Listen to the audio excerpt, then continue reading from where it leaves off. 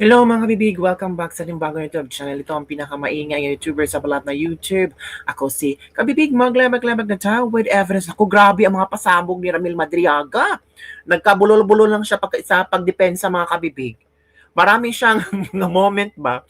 Sabi niya hindi ko kilala, nakalimutan yung pangalan, and so on and so forth. At ito ang pasabog ni Ramil Madriaga kabibig. Grabe! 125 million na confidential funds, 'di ba, na chika, na 11 days na ito ginasta ni VP Sara. Ang pasabog ni Ramil Madriaga, naku, na-disburse daw ito within 24 hours. Uy, grabe. As in, maniniwala pa ba kami dyan? Eh, paano? Natatawa. Kaya ang mga tao ngayon, natatawa. 'Di ba? Ang fina-fight ng maraming kongresista na kalaban ni VP Sara, 11 days na ubos ang confidential funds ni VP Sara. Pero kay Ramil Madriaga, 24 hours. At paano nalaman ni Ramil Madriaga na yung isinulod sa duffel bags ay 125 million? At paano nalaman niya na confidential funds yun? 'Di ba? Sumali ba si Ramil Madriaga na mag-count the money? Nandun ba si Ramil Madriaga sa isang meeting ni VP Sara or kung ano-ano mang mga drama at script nila? Kagaling ni Ramil Madriaga maghukus-bukus. Ang galing ni Madriaga gumawa ng script. Yung tayo yung mga sabi nila nasa laylayan, mga pobre, pero kahit mga pobre kami, marunong din kami mag-analyze. Oy, 'di ba? 24 hours, duffel bags. Tapos sabi niya si Ma'am Gina Acosta, tapos sila Chika ang nag-abot. And so, bakit? Nagulo. O eto kabibig, manood tayo sa hindi naman to interrogations, kundi pagtanong ni Adjong kay Ramil Madriaga. At dito mo talaga maintindihan kung, kasi sabi niya, hindi niya kilala si Gina Acosta kasi hindi niya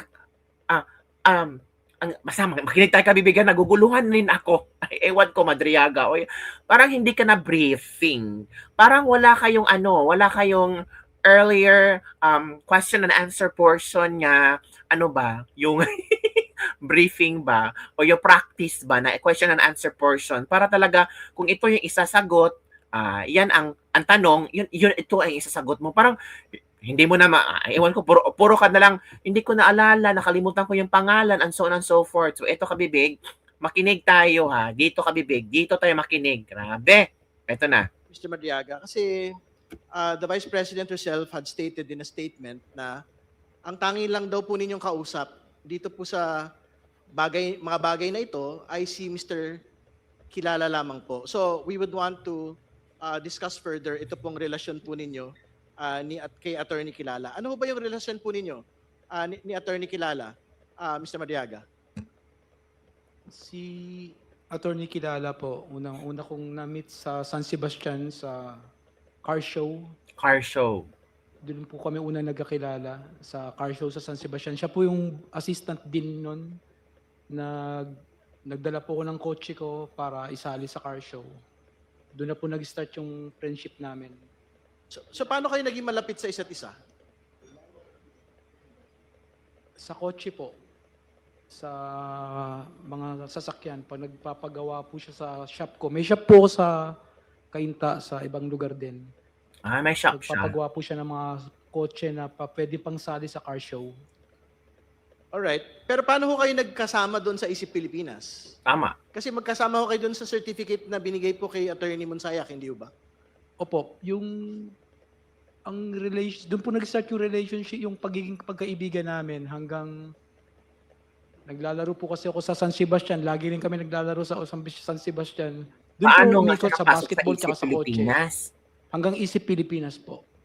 Paano? Hindi nga, pero very important ho kasi na mag-clarify na mula ho doon sa paglaro ng basketball at cars, mga kotse, lumalim po ito sa politika.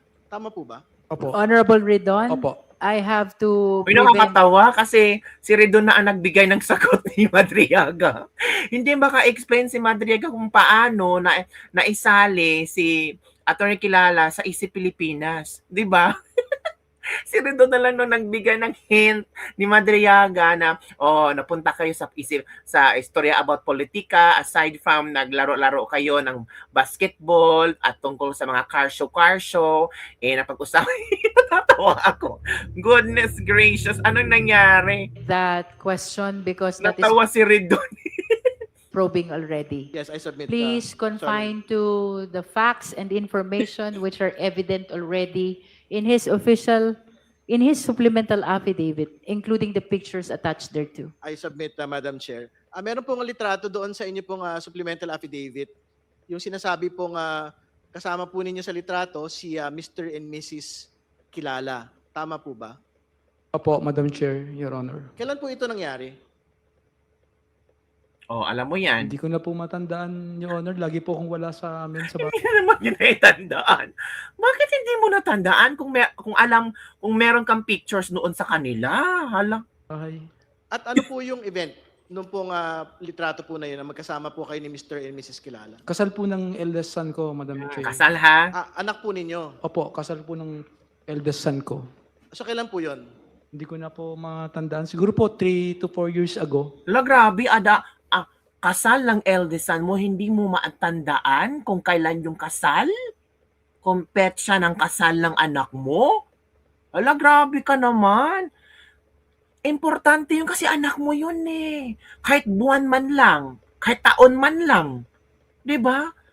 Sino bang pamilya dito or anak or asawa, magulang, na hindi matatandaan? Special moment yun. Eldest pa naman. Eldest pa o youngest. 'Di ba? Special moment mo yun bilang magulang. Kinasal ang anak mo, natural special mo yun. Ay, naku po. Ay, hindi po, mga 6 years ago. 6 Ano ba or 7 talaga, years ago po, kuya? Madam Chair. Alright. Naguluhan Madam si Chair, Redon. no further questions. Thank you. Thank you, Naguluhan. Honorable Redon. Now we recognize the Honorable Joel Chua Ito na, for ito na. continuation of clarificatory hearing on the affidavit of Ramil Madriaga. Thank you, Madam Chair. Madam Chair, I've noticed, napansin ko po doon po sa unang affidavit ni Mr. Madriaga, ang sabi niya dito ay merong siyang, yung pera po na nagkakahalaga ng 33 to 35 million ay nakalagay sa duffel bag. Tama po ba? Doon sa unang affidavit ninyo. Opo, Madam Okay. Chair, Your Honor. Pero dito po sa supplemental affidavit ninyo, ang sabi ninyo dito, nakalagay sa large dark bags. Large, So hindi dark. po dito bags. mention yung duffel bag. Ngayon, So, duffel. ano po ba yung pinaglagyan ng pera? Duffel bag o ordinaryong bag? Pwede Ala, hindi consistent. Hindi consistent. Buti pa ang 18X Marines, consistent sila. 'Di ba? Ito large, large bags at tapos naging duffel bags. Ano ba talaga? po ba paki-describe ninyo? Duffel bag po, large Duffel dark bag. duffel bag. Okay. Meron ba tayong sample ng Wow, duffel bag? dito? sample. Naka-ready ba? Nag-ready ba sila ng sample? Of course, kasi nabasa nila ang Malalaman po ba ninyo kung gaano kalaki po yung duffel bag na inyong binabanggit? Ay, agad, ang bilis. Ang bilis Meron ko. po kaming dalawang ganito po. Ano po dito sa dalawang to? Wala po sa dalawa, Ah, Madam Chair. wala. Wala? Wala po. Yung itsura lang, kamukha. Wala din po. Wala. So, ibig sabihin, pwede bang mas malaki dito? 3 doble po o 4. Oo. Mas malaki dito? Opo, Madam Chair.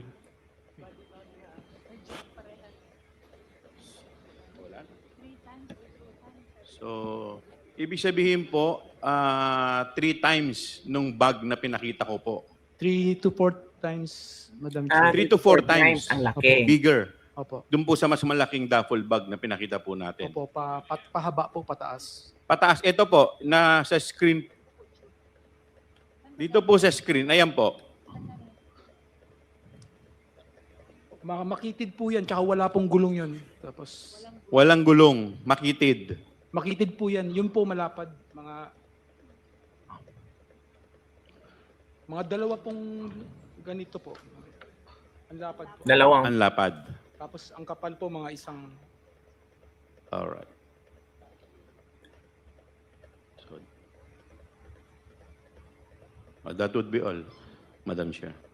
Any other clarificatory question? The Honorable Adjong. Ito na, Adjong. Thank Adjong. you, Madam Chair. Maraming salamat po. Magandang hapon, Mr. Madriaga. Gusto ko lang pong linawin yung inyong salaysay dahil ito ay nilahad sa wikang Ingles. Para po maintindihan ng karamihan sa atin ngayon, gusto ko lang pong tanungin yung mga few portions doon po sa inyong paglalahad ng inyong affidavit and yung supplemental affidavit. Madam Chair, let us remember that, again, I also echo the sentiment of my good friend, Representative Lagbas, that we should confine our questions with the complaints under the Saballa et al. Complaint. Parte po doon sa complaint na yon ay yung sinasabing utilization ng confidential funds which is amounting to 125 Dapat lang million. doon na-focus. Sinabi niyo po, Mr. Madriaga, sa inyong salaysay na on December 20, 2022, nakatanggap kayo ng tawag kay VP Sara at sabi niya, and I quote, "Sir Ram, please coordinate with Colonel Nolasco. Meron tayong deliver sa San Pablo, Laguna, sa Night Strip at sa Ombudsman." Tama po ba yun? Although in English, tinagalog ko na lang po yung ano ha. Tama po ba yun? Tama po, Madam Chair. Tama po yun. Tama, ha? Tama po. Ito pong si Colonel Nolasco na sinasabi po ng Vice President, ito po yung sinasabi niyo po din sa inyong affidavit na pinakilala niyo po. Opo. Na matagal niyo na pong kakilala na ano po yung in what capacity were you together before you introduced Colonel Nolasco to the team of VP Sara or VP Sara? 2018 po ako nag-start sa PSG sa Oo, office nag-start po siya sa ng dating PSC. Presidente Duterte. Okay. Nakilala ko po noon si Colonel, Major pa lang po siya noon, Major Lachica. Nag-introduce po kami ng specialized subject doon, kasama ko po sila General Rimando at si General Victor Corpus. Okay. Ayun po yung security safety. So ibig sabihin, kilala niyo nga po, when she referred to Colonel Nolasco, kilala niyo na nga po itong si Colonel Nolasco. tama? Opo, Madam Chair. Opo, Your Okay. Honor. So pagkatapos po noon, ay nakatanggap naman po kayo kay Colonel Nolasco ng text message na sinasabi po, according to your affidavit, na pumunta kayo sa DepEd Central Office para sa isang transport. Tama po ba? Opo, Your Honor. Okay. So ito pong transport, yung term na transport, according din po sa inyong affidavit, ay nangangahulugan din pong delivery. Tama po ba ang aking pagkaintindi? Opo, Your Honor. Opo, Madam Chair. So Lahat. yung pag-text po sa iyo na ni Colonel Nolasco na pumunta tayo sa DepEd Central for a transport, alam na ngayon niyo po na meron po kayong delivery na ibibigay doon sa or tatanggapin doon sa DepEd Central Office. Tama po ba? Opo, Madam Okay. Chair. Okay, tapos nung dumating na po kayo doon sa DepEd Central Office, nakita niyo may naglalakad na si Colonel Nolasco at may kasamang isang babae na you learned later on as the Special Disbursing Officer, Gina Acosta. Tama po ba? This is also according to your affidavit. Hindi po. Ano pong nangyari doon? Ang kasama po ni si Colonel Lachica po yung lumapit sa amin ni Colonel okay. Nolasco. Kasama Okay. niya po yung babae po. Okay. So ibig sabihin, dumating po kayo doon ay kasama niyo po si Colonel Nolasco, tapos si Colonel Lachica, kasama niya po si SDO Gina Acosta. Tama po ba yun? Hindi ko po sure yung Acosta. Ay! I can remember her face but not the name. It's, Ano? Madam Chair, for the Bakit hindi mo kilala? Nandun sa affidavit mo.